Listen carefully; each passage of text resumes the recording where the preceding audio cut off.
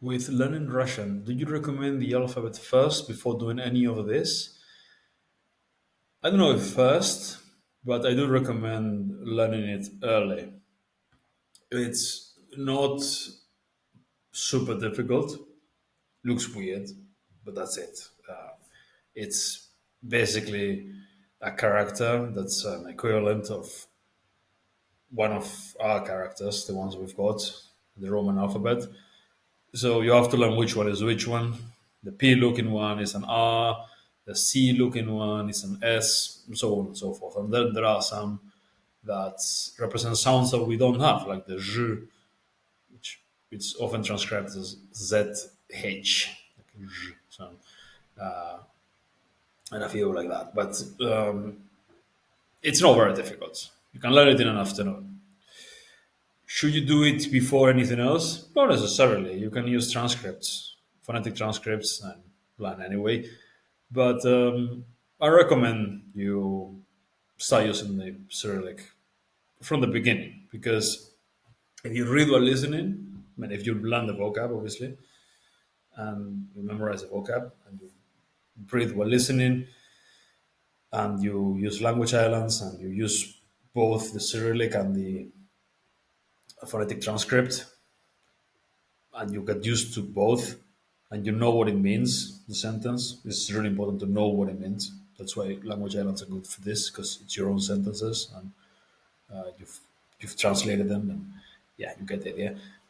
If you know what it means and you listening to it and you're reading, you'll end up understanding pretty fast. You end up knowing which sound each character makes. It's not that difficult because it's essentially a slightly different alphabet. Everything else is the same. Yeah, you have some letters that are the same and some letters that are similar and some that are different, but they've got an equivalent in a alphabet. So it's not difficult. Now, if we're talking about something completely different, like Chinese characters or kanji, Japanese, or even Arabic or Hebrew or something like that, uh, those alphabets from the Caucasus, all those things. That's completely different. There, it's not only that the letters look nothing like the ones we use. It's also that it's written in a different. Like it's not left to right; it's right to left, and this applies to Korean as well. Even if it's phonetic, it applies to Korean as well. Um, it's so different that it'll take quite a lot of effort to learn it well. I don't mean that it'll take a while, a long time to learn to read it, more or less. You can recognize the characters. Korean is not that complicated. The writing system. Others are kanjis, for example.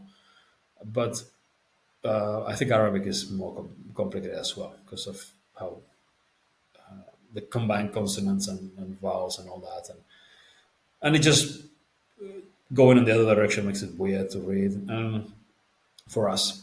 So yeah, Russian or any other Cyrillic-based Slavic language like Ukrainian or Bulgarian, Serbian, those you can learn the writing system very easily.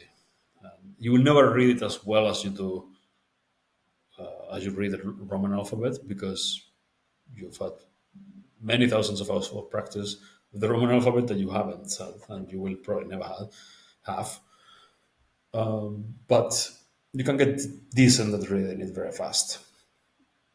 For much more complex and different, not necessarily more complex, it's more different.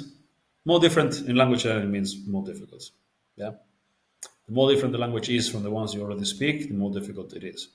So for more different languages, yeah, there I just use phonetic transcripts until you can understand and speak well. For Cyrillic based Slavic languages or something like Greek, for example, which is again not that different. Yeah, you can make sense of it pretty fast and you can learn it pretty quickly and it makes sense too. learn it. If you find it really difficult when you're learning it, then no, then simply use a phonetic transcript. Or maybe use both in the beginning for a while, but it shouldn't be, if you use all the other techniques that I mentioned here, it shouldn't be too difficult. If you're using language islands and shadowing and all that, shouldn't take long until you can read Cyrillic just fine.